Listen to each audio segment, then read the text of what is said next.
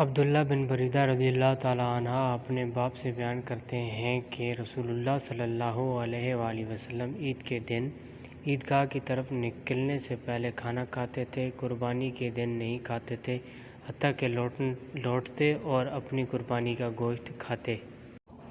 جابر رضی اللہ تعالیٰ عنہ کہتے ہیں کہ میں عیدین کے دن رسول اللہ صلی اللہ علیہ وآلہ وسلم کے ساتھ نماز میں حاضر ہوا۔ آپ صلی اللہ علیہ وآلہ وسلم نے خطبہ سے پہلے اذان اور اقامت کے بغیر نماز پڑھائی۔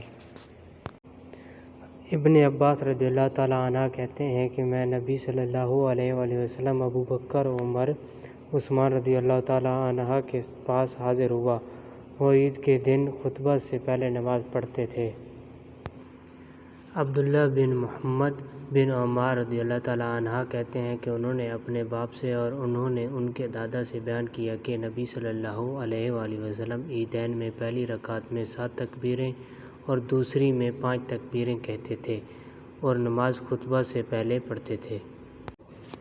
نعمان بن بشیر رضی اللہ تعالیٰ عنہ کہتے ہیں کہ نبی صلی اللہ علیہ وآلہ وسلم عیدین اور جمعہ میں سورۃ اعلیٰ اور سورۃ غاشیہ پڑھتے تھے۔ جب دونوں اکٹھے ہو جاتے تو دونوں میں یہی صورتیں پڑھتے۔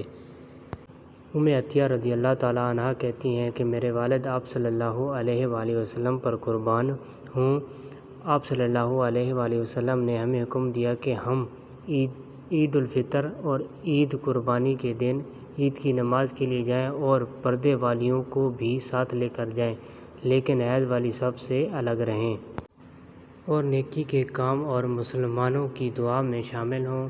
ام عطیہ رضی اللہ تعالیٰ عنہ کہتی ہیں میں نے کہا اے اللہ کے رسول صلی اللہ علیہ وآلہ وسلم، اگر کسی کے پاس چادر نہ ہو تو آپ صلی اللہ علیہ وآلہ وسلم نے فرمایا اس کی بہن اپنی چادر اس کو بھی اوڑھائے۔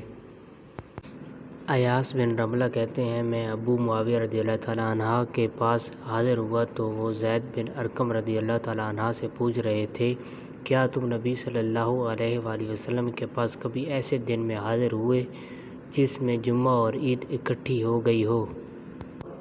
انہوں نے کہا جی ہاں۔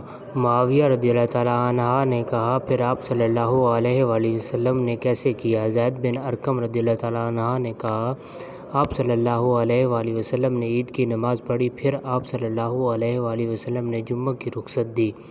آپ صلی اللہ علیہ وآلہ وسلم نے فرمایا جو پڑھنا چاہے تو پڑھ لے۔ ابو ہریرہ رضی اللہ تعالیٰ عنہ کہتے ہیں کہ نبی صلی اللہ علیہ وآلہ وسلم جب عیدگاہ کی طرف جاتے تو دوسرے راستے سے واپس آتے تھے۔